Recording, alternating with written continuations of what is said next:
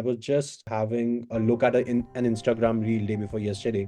Though it was around, it was majorly a humorous reel to be put out, but it made a very strong point that it said that we all know Parathe Wali Gali in New Delhi, India, but we don't have any healthy food street out there across the globe to be looked at.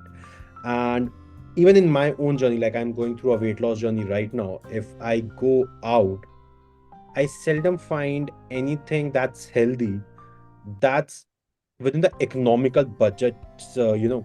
If I'm talking about getting a plate of, let's say, momos out there, I can get it as cheap as a 40 or 50 rupees plate. Uh, but if I'm talking about getting a healthy salad, I would not find anything that's, in the area of hygienic and eatable, lesser than probably 300 rupees a plate of salad or 400 rupees plate of salad. Because any healthy food joint I see in India, they are skyrocketing the prices. And what are they using? They're just using normal papayas, chickpeas, and all those things, which I can easily get at what, 80, 90 rupees a kilo or something like that in the market. So, what are your thoughts around glamour versus accessibility of healthy food? Yeah, I think about this often, Pulkit. You bring up a great point. And I've been struggling with this myself, both in India and the US, that if I want to eat healthy, I do have to, and meet a friend and, make an outing out of it or whatever. I do have to go to a slightly fancy place. I can't just meet at a roadside joint. There are some, you have to really look for some that will give you, chana chaat or chana chor or murmura or something like that, right? But again, then you're like, okay, is this really, hygienic or whatever? So there are the additional questions that come up.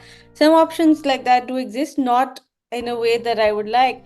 And then if you end up going to nice places all the time, which is not coming from a place of wanting to be elitist or bougie in any way, but it ends up looking like that, like, oh, this person, if we want to meet this person, oh, today we'll have to go to some fancy place. Like, I'm very happy to meet you in a, small roadside cafe, but it doesn't offer me the options I would like. That is disappointing. Having said that, I took it upon myself when I was in India recently. I was in Ahmedabad, where, my family lives, and I took it upon myself to explore options so that I don't feel restricted to only go to a certain kind of a cafe or a restaurant. And yes, I'm admitting that I'm privileged enough to make that choice if I want to. But I still wanted to feel like, okay, if I were to just go to a random tourist site, right, and there is a cafe next to it, what is it that I can eat there? Is there anything that I can actually allow myself to eat without feeling guilty, right? And the thing is, there are options. We just don't think it's glamorous to eat that, right? Eating a plate of dhokla or idli or chana chaat or the sprouts wali chaat that you sometimes get in many parts of Delhi, even the shakarkandi ki chaat. Sweet potato is actually great for the gut, right? And so, but it's not in a setting which feels very classy, and so a lot of people are like, oh, I don't do that, like I don't go to places like that. So that needs to change. I don't know how that image is going to change. Maybe at an infrastructural level we need to give these vendors more options to, or just make it more viable for them to invest in a more hygienic practice or a more hygienic setup, right? So that it is then just a question of choice about what you're feeling like today. Like, chaat khani hai ki you want to go to a cafe and have a cappuccino, right? Then it's not a question of just economics. Right now it is economics and other factors that come into it, economics and glamour. But Yeah. then it just comes out, okay, what do I feel like today? And in India, I'm seeing things are changing a little bit. I'm hoping it will scale because people are getting more aware of their health and their health concerns and how they can fix that. So a lot of people are making the active choice to say, oh, let's go have this, like, let's go have fresh coconut water instead of, having a diet soda or even like a regular Coke somewhere. And yeah, sure, let's stand there and talk. And it's okay. Like, it doesn't have to, you don't have to belong to like particular economic strata to be able to do that. It is becoming more normalized, and I'm hopeful and optimistic that it will continue to. But yeah, having said that, we also can do our part and ask questions and request some of these spots, maybe to like keep stock certain things that we would like to come here if you had this, and we would like to come here if you also were cleaner or more hygienic or something. Like, make requests at any and every level that's possible, where there are decision makers who can sway the course of the action, right? But we gotta keep looking, whether it is something as small as bhel puri and chaat. Is this better than a plate of momos? And do I want to spend like 60 rupees on this, and do I want to spend like 300 rupees on that? Is it an economic thing, or is it something else? That sort of got me thinking to, have a bit of bhel puri out there. Aditi, there are too many diets that have been put out in front of us. I could just remember three of them: keto, intermittent, vegan diets. And I'm Yeah, sure there are plethora of them that's been, doing rounds on the internet. How yeah, can I, as an individual, really decide which diet is specifically for me? Now, yeah, if I understand keto diet correctly, it means taking a lot of proteins, which lead up to building of ketones in your body, and then that further fights helps you in reducing weight, etc. yeah. Intermittent is on a specific time cycle where you're having food and then you're stay fasting in a manner for the remaining cycle. And if I'm correct, not all of these are meant for everybody. It's not like a one pill fit all solution. Yeah. And a lot of people, instead of benefiting from going out after these diets, they have sort of got on a very different track and started having ailments or side effects which they were not even having, before. So, how to really navigate this complexity of selecting the right diet style for myself? Yeah, a lot of people are struggling with this issue, Pulkit. So I would say, first things first, if you're like absolutely clueless about what works for you, then work with a qualified nutritionist or a dietitian or somebody who's looking at your situation holistically. Because, like you said yourself, it's not a one size fits all approach. And a lot of people who are, for instance, struggling with liver issues would not do well with ketosis, right? Because the body is anyway struggling to break down fat. And if you're giving it a high protein, high fat diet, the body is going to continue to struggle. It's not a viable option for them. Somebody who goes vegan after many years of being a meat eater and consuming a lot of dairy products or whatever may see like fantastic results in the short term, because it's a huge change in their diet, which probably involved, a lot of like fried versions of meat and a lot of like processed things happening there. So they'll see a big change. But vegan diet does have a downside, because unless you're eating certain foods in large quantities, you are going to struggle with getting your B12 and your iron from plant-based sources. And I am personally not a big fan of Impossible Meat and Beyond Meat in their current version, and I'm hopeful they will, change the ingredients going forward as the science on that evolves, because right now they just have a lot of preservatives and ingredients which a lot of people are not happy digesting, right? And so each diet has its pros and cons, and vegetarians struggle with a lot of the same things that vegans do. Again, the lack of B12 and iron from plant-based sources. Unless you're working with a nutritionist who can tell you exactly what to eat to make sure that you're eating the right plant-based food to get the same amount of, or at least a comparable amount of iron and B12 from plant-based sources that you would get from meat, it is definitely a struggle. Just dals and dal roti sabzi is often not cutting it when it comes to the macro and micronutrient requirements we have. And so that's why we end up struggling with a lot of chronic ailments because there are nutritional deficiencies somewhere which we're not even aware, and so we don't even know how to address them. So in short, don't fall prey to the mass appeal of a diet. Work with a nutritionist to see what's ideal for your body type, your lifestyle. A lot of people are now realizing, food intolerances that are creeping up, whether it is dairy or gluten. And that's another thing. So, I myself realized my gluten intolerance like very late in life, but it was a struggle to even get it diagnosed because wheat is such a staple food in our cultures, both in the US and in India, that it's hard to first even accept to yourself that you're reacting to something that you've eaten all your life. And of course, that has its reasons, right? Like the wheat today is not the same as what our grandparents were eating, and the quality of the crop has changed, and the fertilizers and herbicides and pesticides we're using are having different effects on our body.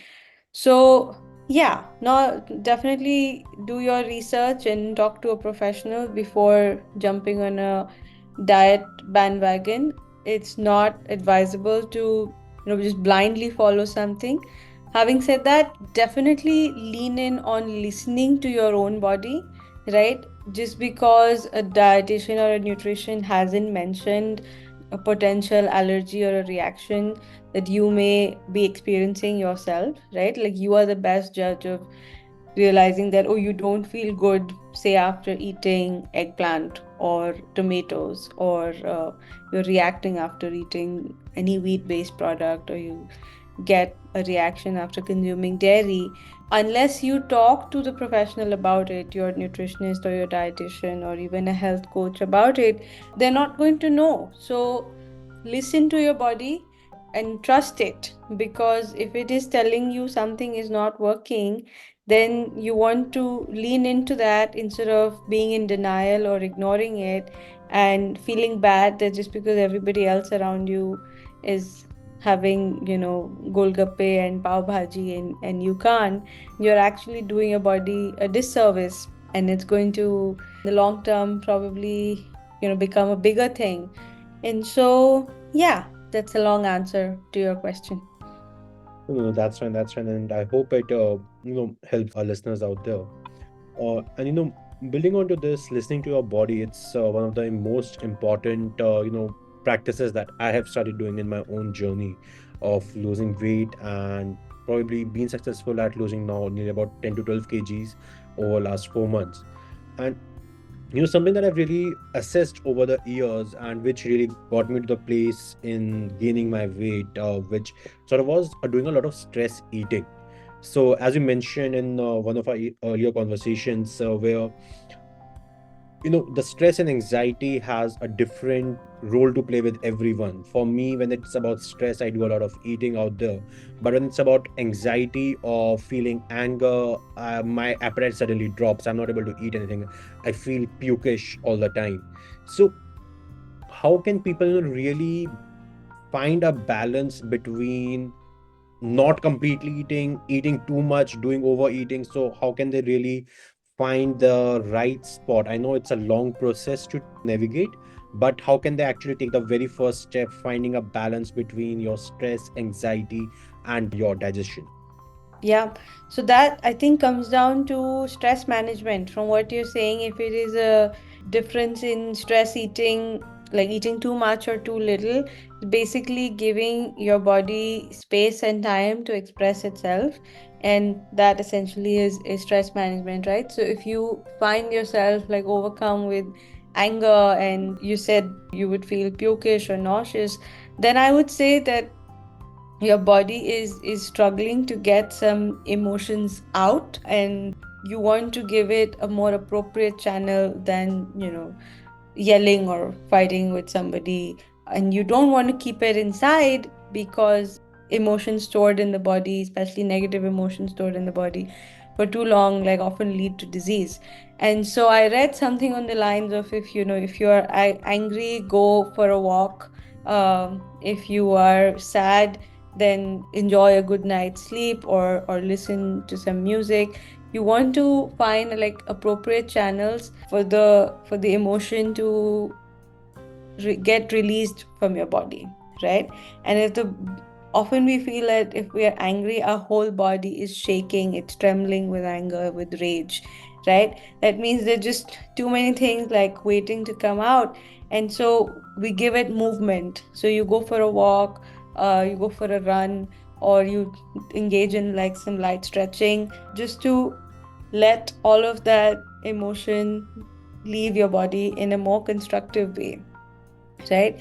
Whereas if you're feeling like supercharged with anxiety or some sort of like tension or stress, you want to engage in again something more calming. And so you want to take a hot water bath and then read a book, or you want to take a nap or listen to some calming music because you want to calm the nervous system down, right? That, and you want to make your feel body safe because that's the antidote to anxiety, right? So finding something more constructive to channel your emotions will help with, even regulating your appetite. And appetite is regulated when your body is feeling safe.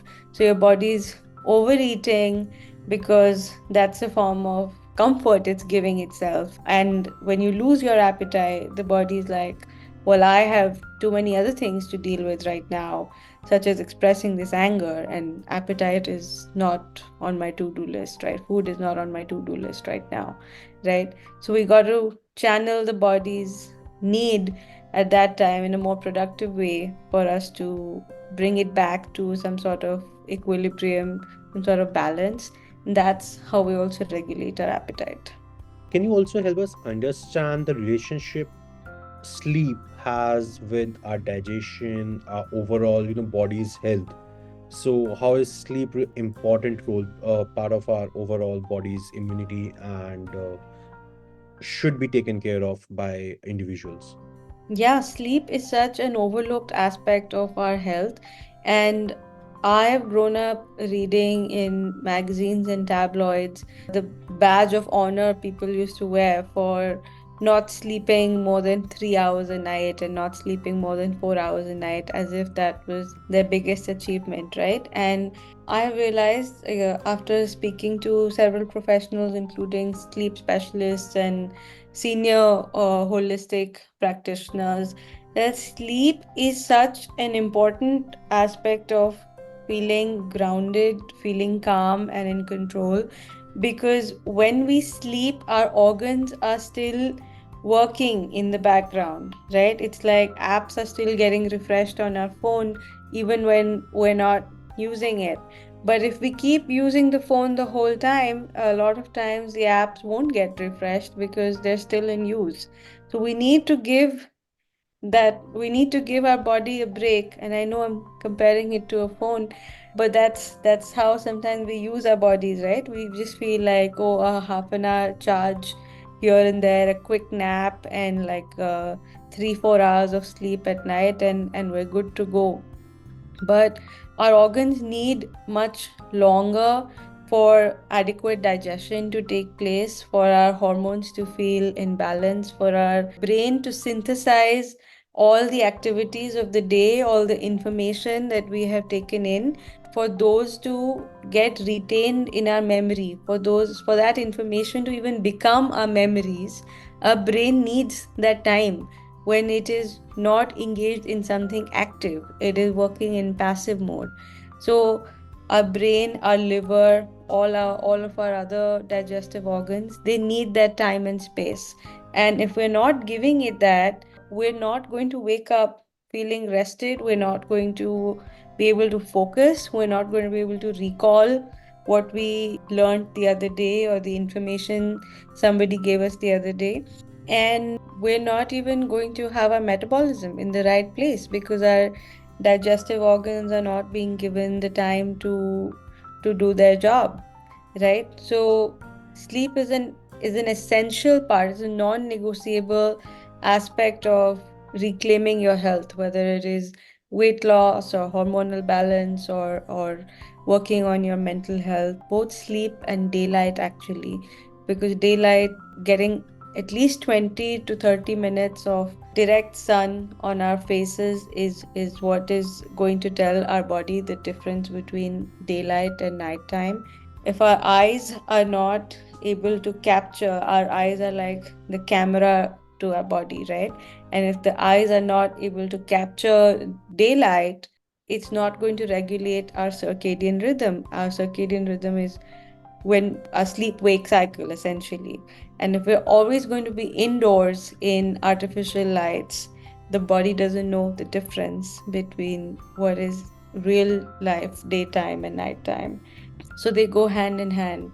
And which is why I often tell my clients that I understand if you want to wear your sunglasses in the middle of the day when you're out in the sun for running errands or whatever work you do, but in the morning and in the evening, at least 20 to 30 minutes, if you can let your body feel some natural light, if you can get natural light on your face, your eyes can soak that in. You don't have to stare at the sun, but just like be in the sun, that makes a huge difference to regulating your circadian rhythm, your melatonin levels in the body. So you would need to take like melatonin tablets to like sleep well at night, which a lot of people have to do. Aditi, I have a lot many questions, but given the time, I would just ask you two more questions, and then we can wrap up the conversation. So, genes have a lot of role to play in our overall body's health. So, if you can, just shed some light on genetics versus the health of an individual.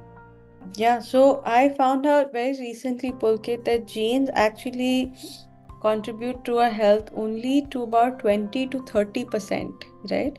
I mean, it's not a small number, but it's not the majority factor either. And everything else is based on our current day or our own lifestyle, diet, sleep, nutrition. And when I say nutrition in this case, not just the diet, it's also the people we meet, the people we work with, the TV we watch, the news we watch, the information we have around us, the environment we live in, whether it's indoor pollution or outdoor pollution, whether it's whether we have friends and family, integrative nutrition, right? uh, so all of that also plays a role in how our genes express themselves, Mm-hmm. right? It's not that, oh, if we have a gene for something, we are definitely going to get that condition, right? Just because somebody's parent had diabetes or thyroid does not mean for sure that they're going to have to suffer the same fate. They're predisposed to it, certainly, but if you can control a lot of the other factors, right, which I mentioned as a part of integrative nutrition, sleep, diet, lifestyle, friends, family, interactions, your work, and everything else in your life, then the genes will may or may not express themselves that way. There's an expression I read that genes load the gun, but lifestyle pulls the trigger, right? So it's a question of how much you push those genes to become active as opposed to remaining dormant. No, that's a very nice way of putting it across. Genes load the gun, lifestyle pulls the trigger. And Yeah. I'm gonna remember that and try to implement it in my own life. So, Didi, the final question I would like to ask you is before we conclude our conversation is you mentioned about your own struggle, when you wanted to start holistic life for yourself. And same has been the case with me as well, finding the right diet for me, finding the right regime of exercise for myself. It was a really big task. And when we were discussing about PCOS and different symptoms coming across, so what are some of the credible resources that you can recommend for people to go and recommend out there? And one of the reasons I'm asking is you mentioned that going and talking out to their doctors, but if I remember the statistics correctly, the variation or the gap that we have between a doctor versus patient ratio, it's too huge. Yeah. And doctors given the paucity of time, these numbers and a lot of other factors, are not paying that much attention to what the patient is speaking. They just often listen to the broader symptoms and they continuously prescribe pills. For often, I feel that with doctors, we are guinea pigs, that they're just experimenting which medication is going to work on us or which is not going to work. So they sort of are just checking out things, crossing out the medications and different factors. So what are the credible resources that a woman suffering from PCOS or in early symptoms of PCOS can go and refer, or an individual looking to adapt holistic lifestyle can really go out there and refer to? Yeah, I understand. It's there's an asymmetry between the number of questions we have and the number of resources we have to our disposal.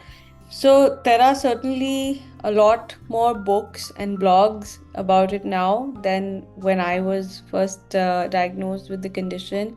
And I had first started with this book called as Truth About Hormones. And there was a good read into understanding, okay, what is really going on under the surface. If I am very curious and want to know more about it and want to get more information, there are a lot of books now written by gut and hormone health experts and who may or may not be doctors by training but have just taken a more integrative and holistic approach to these things. Instagram and LinkedIn have also given a platform to a lot of these experts to come out and talk about it. And I worked with a specialist called Ashley Norris, goes by the handle Soulful Sprout on Instagram. I myself talk about a lot of these issues, and my Instagram handle is headtoheal.co. And of course, you can find me with my name, Aditi Manocha. And I see wonderful women like Rashi Chaudhary, who is also a nutritionist talking about PCOS and endometriosis and thyroid. She's based in Dubai. And Smriti Kochar, who is in Gurgaon and also talking about similar things. So Pratima Nagraj, who is in Singapore. And I'm very happy to see that there are so many options and avenues, whether you want to work with somebody one on one or in a group coaching format, or you want to read blog posts or books about it, just to keep yourself abreast with daily or regular research and findings on it. There's a lot of options available on it now. Amazing, amazing. So thanks a lot, Aditi, for sharing these resources with our listeners. And listeners, if you have any questions, please feel free to DM us or put them as comments. We and Aditi would be more than happy to answer those questions. So Aditi, any final tips for our listeners to start their holistic well-being? Yeah, thank you for having me. And I would just say, if you are confused about what to eat and what to do about your health, think like your grandparents would. Eat fresh and home cooked food as a priority and go for natural ingredients and whole foods as far as possible. Amazing. Thanks a lot, Aditi. And thanks a lot, listeners, for going through this episode. And please stay tuned. We have a lot more knowledge coming your way. Thank you.